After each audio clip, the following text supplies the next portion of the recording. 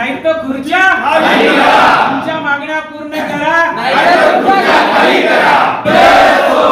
पूर्णदेशवादी शेतकरी संघर्ष समितीचा भारत माता की कोण म्हणतो ते?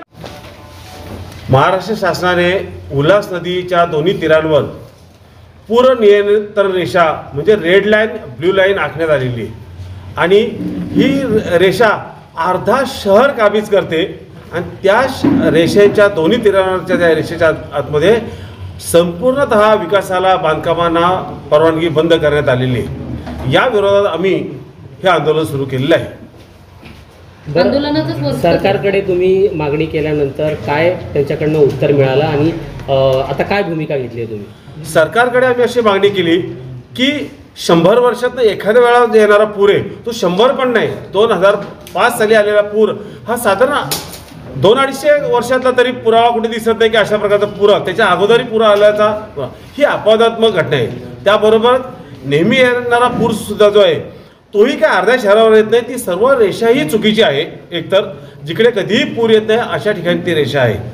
दुसरं, पूर येतो म्हणून संपूर्ण शहराचा विकास पूर्णतः बंद केला पाहिजे हे चुकीचं आहे। तर शासनाने काही अटी शर्ती जशा का जिथे पूर येतो या भागामध्ये बांधकामाचा पाया उंची वाढवला, स्टील घ्या जेणेकरून लोकांच्या घरात पाणी जाणार नाही, अशा काही अटी टाकून आम्हाला परवानगी दिली पाहिजे। नदीपासून काही ठराविक अंतर आहे साधारण 100 मीटर हेच नाविकसित क्षेत्र ठेवलं पाहिजे। पूर्णतः बांधकामांना तिथे बंदी असली पाहिजे। उर्वरित क्षेत्रा ठिकाणी सुरक्षेचे उपाय योजून बांधकामांना परवानगी दिली पाहिजे। दुसरं, जो विकास आराखड्यामधील निवासी क्षेत्र आहे ज्याला आर झोन आपण म्हणतो, ही शासनाची आधीची कमिटमेंट आहे आणि त्यामुळे त्या कमिटमेंटवरनं शासनाला मागे हटता येणार नाही। त्या ठिकाणी बांधकामाला परवानगी दिलीच गेली पाहिजे।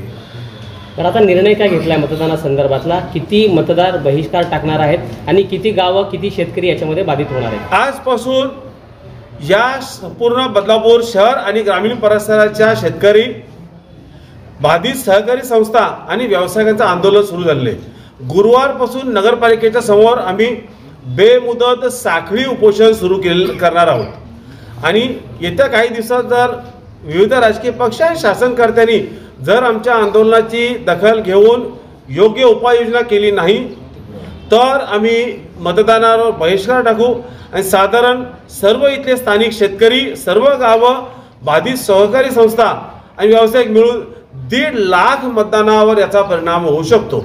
बरं, हे बेमुदत जे मतदानावर बहिष्कार आहे हे फक्त एक निवडणुकीसाठी नसेल, यापुढे प्रश्न सुटेपर्यंत संपूर्णतः सर्व निवडणुकांवर हे चालू राहील। या अगोदर देखील पाठपुरावा करण्यात आला होता। राजकीय मंडळी कमी पडत आहे की प्रशासनाची कुठेतरी इच्छाशक्ती नाही आहे? यापूर्वी राजकीय पक्षांच्या माध्यमातून आणि बिल्डर्स असोसिएशनच्या माध्यमातून पाठपुरावा करण्यात आला, वेगवेगळ्या बैठकासुद्धा झाल्या, परंतु त्यातनं असा ठोस काय असा निर्णय झालेला नाही किंवा त्यातनं काही पॉझिटिव्ह चर्चासुद्धा झालेली नाही। इरिगेशनचे अधिकारी आणि युडीचे अधिकारी दोघांची याबाबत नकारात्मक भूमिका आहे। म्हणून हे सर्व ध्यानात घेऊन स्थानिक शेतकऱ्यांनी या ठिकाणी पूररेषा बाधित शेतकरी संघर्ष समितीची स्थापना केलेली आहे। त्याचे नेतृत्व आदरणीय शरद म्हात्रे साहेब करता येते आणि त्यांच्या नेतृत्वाखाली सर्व भूमिपुत्र आणि सर्व बाधित लोक एकत्र येऊन या ठिकाणी आंदोलनाची आज दिशा ठरवलेली आहे। आत्ताच त्यांनी सूचित केलं की परवापासून नगर परिषद समोर साखळी उपोषण करणार आहोत आणि ते बेमुदत स्वरूपात असेल, म्हणजे त्यात म्हणजे लोकसभा निवडणुका वगैरे किंवा विधानसभा जोपर्यंत ह्या मागण्या पूर्ण होत नाही तोपर्यंत त्या ठिकाणी हा संघर्ष चालणार आहे। प्रशासन जाणून बुजून शेतकऱ्यांवर अन्याय करते असं वाटतं? प्रशासन जाणून बुजून शेतकऱ्यांवर अन्याय करतंय ते म्हणण्यापेक्षा ह्या शेतकऱ्यांची जी भूमिका आहे त्याकडे कुठेतरी प्रायोरिटीने प्राधान्याने बघितलं जात नाही।